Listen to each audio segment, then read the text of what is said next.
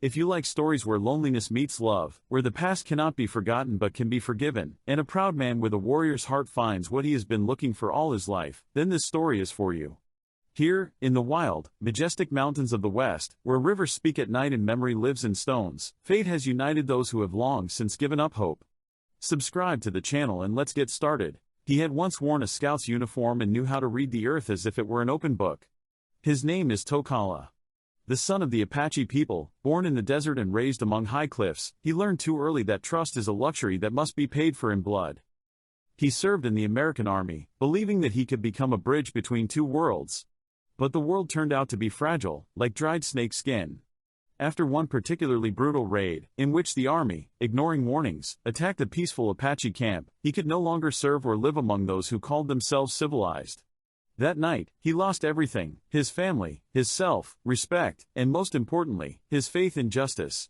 He went to a place where there were no commanders, no orders, no lies. The mountains accepted him as their own. High slopes, rocky trails, icy streams of water, all this became his home. In solitude, he built a hut where every log corner knew his pain. He hunted, built bonfires, talked with fire, and was silent in front of the moon. Only the animals knew his real face, and only the wind knew what his voice sounded like. Year after year, season after season, he lived as if he had disappeared from the world. Or maybe the world had disappeared for him. He didn't count the time. But I could tell by the rings on the trees and the wrinkles on my own hands that 10 winters had passed. 10 years of loneliness. 10 years in which he had not seen a single woman, not a single stranger's face, not heard someone else's footsteps, did not feel someone else's presence. And suddenly, a smell. A light, barely perceptible smoke, unlike the usual aroma of his campfire. Not needles, not birch bark. Something else. Treading carefully along the rocky path, he climbed to the crest and froze. Down in the gorge, barely visible through the fog, a thin column of smoke was rising. Alien. Uninvited. A stranger. There were no casual travelers here in these parts. Those who knew the mountains didn't come here. And those who didn't know rarely left alive. So someone was taking a risk. Someone was in trouble. He stood motionless for a long time, like a predator whose instincts are at odds with reason. My heart told me one thing, my experience told me another. He could stay as he always had, letting the wind disperse the smoke of others. But something in him trembled, not the voice of duty, no. The voice of something forgotten. Maybe the man he once was. And Tokala went. Down towards the smoke. To a place where fate has already begun to lay out the cards that will change his life. He descended cautiously, like an animal returning to its old hunting trails. The ground underfoot was wet after the recent melting, and every step gave an answer: people had recently passed through here. It's too noisy. Too careless. And they disappeared too quickly. Tokala did not find the place immediately. The smoke had almost dissipated, leaving behind a pungent smell of burnt wood and iron. A hollow between the rocks hid the remains of the wagon. The wheels lay on their sides like crushed beetles. Fragments of wood, scraps of cloth, drops of blood on a gray stone, a picture of the devastation. Not battles, but panics. It wasn't an animal thing. And not a natural disaster. People. Rude, mean, greedy people. He understood immediately, it was an ambush. Probably a robbery. Maybe a kidnapping. Or maybe it's just a random act of savagery, as it has happened more than once on the border between the wild world and the human world. He wanted to leave. My brain told me there was nothing to look for. The past had already thrown dead bodies at him once. One more thing won't change anything. But my legs wouldn't work. Something about this place drew his gaze to the carriage. And then he heard, not a voice, not a scream, not even a groan. Just a shift of fabric, a subtle movement under a pile of sacks and boards. He came closer, clenched his jaw and began to dismantle the blockage. Carefully, slowly, as if he was afraid of destroying something fragile. Under a layer of dirt, ash and smoke, he saw a face. Young. Scared. Female. A face that didn't seem to belong in these wild lands. She didn't open her eyes. Her lips are dry, her skin is pale, and her hands are grazed and bruised. Lively. But barely.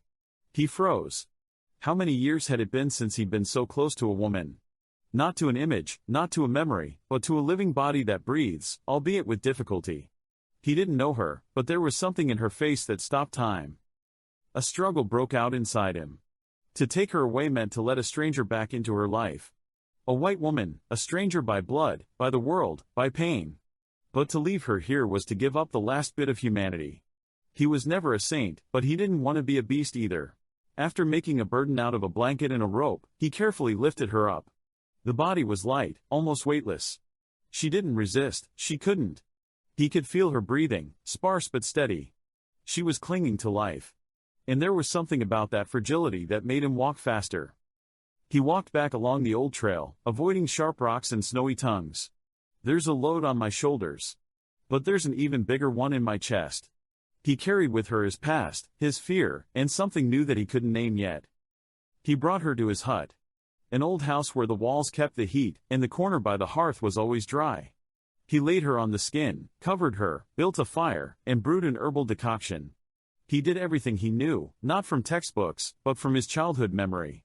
Water, warmth, silence. And the time. Only it can heal. And yet, deep down, he knew it wasn't just help. She's not just a random survivor. Something about that face, about her appearance, broke the circle of loneliness he had built over the years.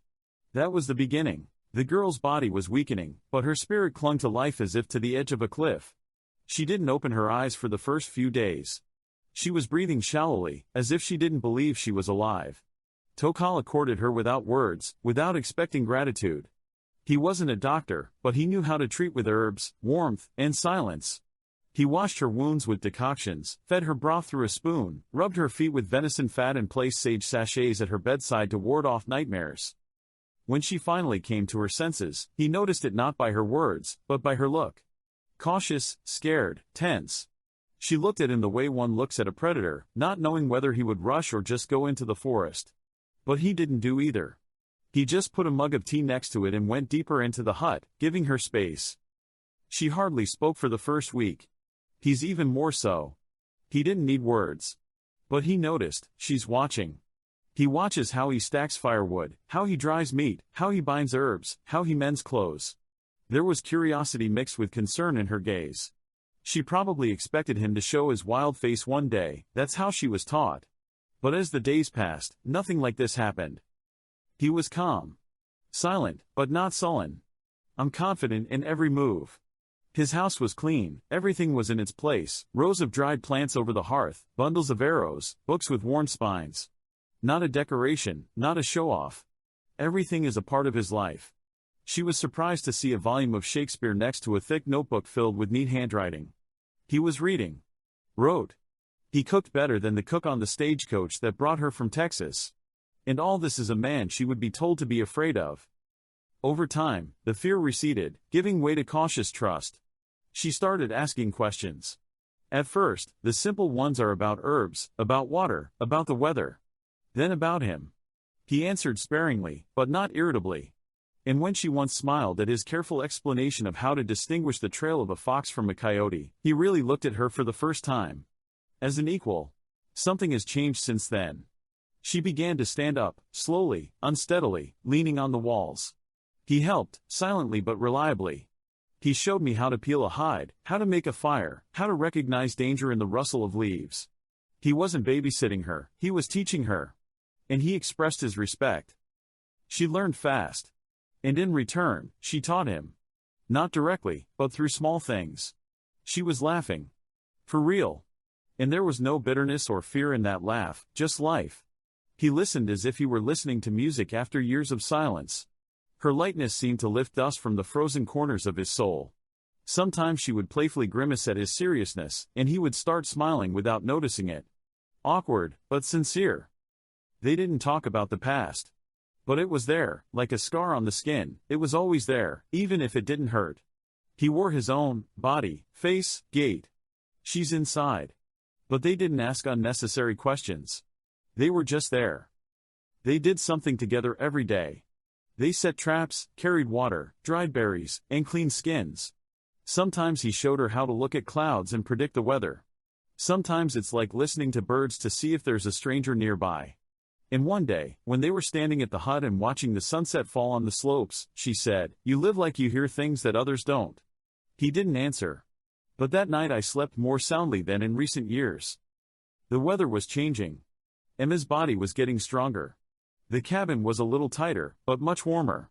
Something grew up between two strangers that had no name, not love, not friendship, not duty. Or maybe all at once. That night, when the fire in the hearth slowly turned into a red flame of coals, and the stars were reflected in the windows of the hut, so bright and endless, as if the history of these mountains itself, Emma decided for the first time to talk about her past. Her voice trembled like a light breeze blowing through the cracks of old wood. She began to speak not only with words, but with her heart, revealing what she kept deep inside: fear, pain, and a desire for freedom. In the city where she grew up, life was like walking on the edge of a cliff. Every step could be fatal. Emma's father, a stern and domineering man, managed not only his family, but also the whole business. His name commanded respect, but there was no room for weakness or dreams in his home. He saw his daughter not as a person, but as a tool, a way to connect himself with the powerful owner of the mine, to strengthen his power and wealth. This marriage was not a union of two loving hearts, but a cold contract where human life was just a card on a chessboard. Emma knew that marrying this man meant tying her fate to chains that would never let go. She was afraid of losing herself, her freedom, and the light that had once burned in her soul. Escape became the only way out, escape from the tenacious hands of her father and from those who would stop at nothing to bring her home. With a few things taken in a hurry, she set off into the unknown, full of hope to find a new home where no one would decide for her. But the escape turned out to be no less dangerous than the previous life. The men hired by her father hunted her, chasing her across the trails and plains, following her every move. Posters with her image were hung in towns and cities, and whispers of her disappearance flew with the wind. In the mountain house where she now lived, and where Tokala had saved her, this threat seemed imminent. She knew that if she were caught here in his domain, it would not only be a mortal danger to her, but also the death of him, an Apache man who, despite his harsh appearance and loneliness, had given her a chance at a new life. These thoughts tormented her heart, forcing her to hide her fear behind a mask of calmness. She was afraid to admit how much she worried about the one who had become her support and protection. Tokala, a man accustomed to loneliness and bitter losses, listened attentively. His eyes, dark and deep as the earth itself, glittered with hidden pain and compassion. He understood her fear, because he himself carried wounds in his soul, opened by the winds of time and injustice. He wasn't talking about the fear of death. That fear had long since left his heart. He was afraid of only one thing: to lose the one he loves again, to be left in the cold emptiness of the world without a loved one. His words sounded like an ancient spell that could protect them both from invisible enemies and loneliness. There was an invisible vow between them, silent and strong. An oath to protect, fight and love, despite fears and trials. In this promise, there was not just love or friendship, but a deep connection between two souls who had experienced a lot of grief, but had not lost hope. This night marked the beginning of a new chapter in their lives, a chapter filled not only with fear and danger, but also with the power that comes from unity and mutual understanding. Their path was difficult and thorny, but together they were no longer alone. The mountains remained silent when the first signs of danger appeared, the soft crackle of dry branches, cautious footsteps disappearing into silence. The men sent to bring Emma back were carefully tracking every movement, every trace left on the soft ground. Their eyes sparkled with greed, and their voices were a muffled threat that seemed ruthless and unrelenting. Tokala stood at the entrance of the hut, feeling the blood from his wounded shoulder slowly trickle down, but his spirit remained unshaken. Every moment was worth its weight in gold. He knew that a decisive battle was about to begin, where not only his life, but also Emma's fate hung in the balance. His heart was beating steadily but intensely, the heart of a warrior accustomed to trusting only his intuition and knowledge of the earth. The enemy appeared suddenly, shots cut through the night air, echoing in the gorges. The walls of the hut shook under the onslaught of bullets, and the fire in the hearth flared up, casting long shadows on the wooden beams. Tokala quickly moved towards the traps he had prepared in advance, hidden pits with sharp stakes, massive rocks suspended from ropes, and camouflage trails leading to shelters. He skillfully used every corner of his territory, turning mountains and forests into allies. His opponents fell into traps, became entangled in the forest thickets, becoming easy prey. But the battle was fierce, every shot could be the last. Tokala felt a sharp pain in his shoulder, blood soaked his skin and clothes, but he did not give up. Emma, despite her fear and inexperience, did not stay away.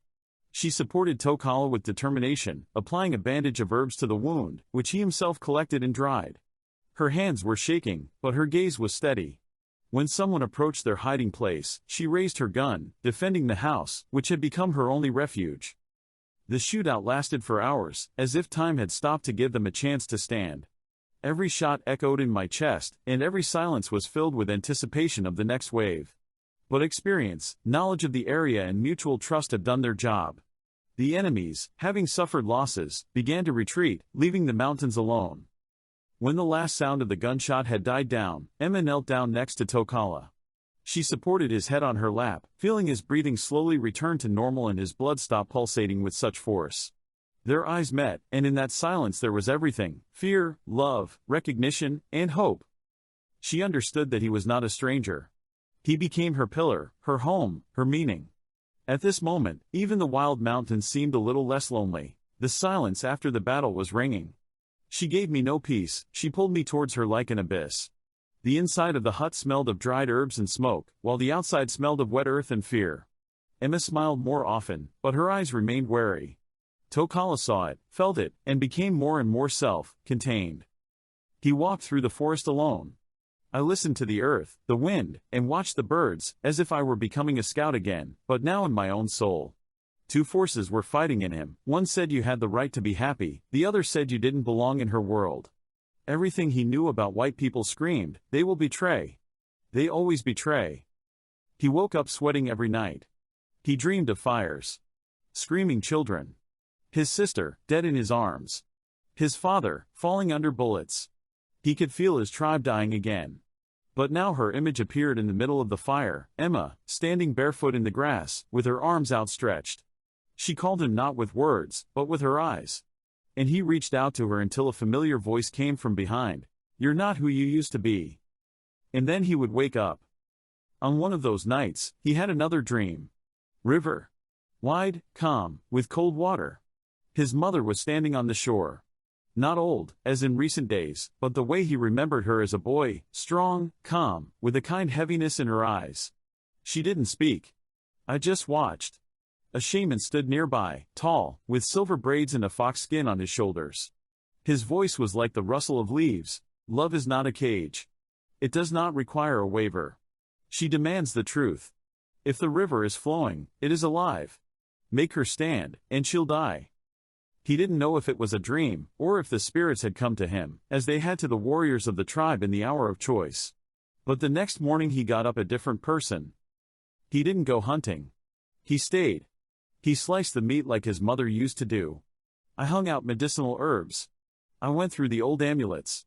Then he sat down and spread it out in front of him, an arrow from the ritual set, her father's necklace, a stone with a lightning pattern, and a white handkerchief that Emma had once lost in the forest. It was all part of his story. He shouldn't have given up on any of them. In the evening, he approached Emma. She was sitting by the campfire and brushing her hair, not noticing him. He stared at her for a long time. There was no hostility in that face. There were no weapons in those hands. She was different. And he is no longer the one who held only bitterness in his heart. He realized that he does not betray if he goes for love. He gives the tribe not to forget, but to continue, in every good deed, in every gesture of protection, in every word spoken with honor. He could be a bridge. Not between worlds, but between hearts. He didn't hug her because he wanted to. But because I couldn't help doing it anymore. The silence after the battle was ringing.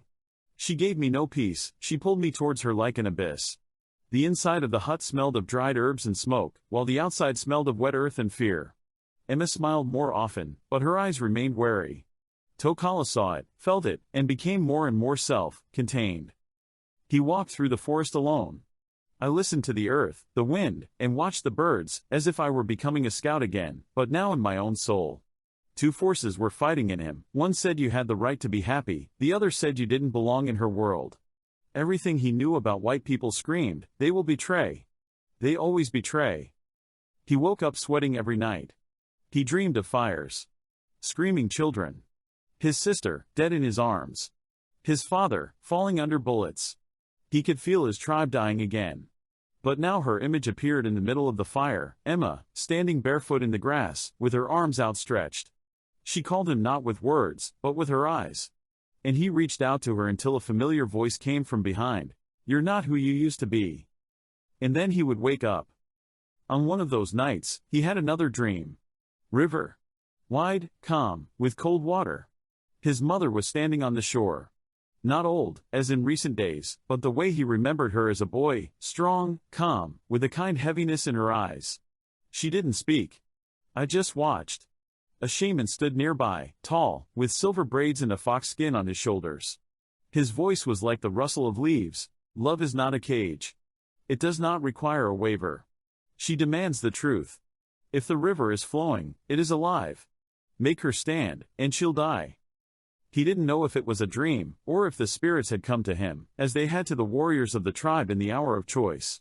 But the next morning he got up a different person. He didn't go hunting. He stayed. He sliced the meat like his mother used to do. I hung out medicinal herbs. I went through the old amulets. Then he sat down and spread it out in front of him, an arrow from the ritual set, her father's necklace, a stone with a lightning pattern, and a white handkerchief that Emma had once lost in the forest. It was all part of his story. He shouldn't have given up on any of them. In the evening, he approached Emma. She was sitting by the campfire and brushing her hair, not noticing him. He stared at her for a long time. There was no hostility in that face. There were no weapons in those hands. She was different. And he is no longer the one who held only bitterness in his heart. He realized that he does not betray if he goes for love. He gives the tribe not to forget, but to continue, in every good deed, in every gesture of protection, in every word spoken with honor. He could be a bridge. Not between worlds, but between hearts. He didn't hug her because he wanted to. But because I couldn't help doing it anymore.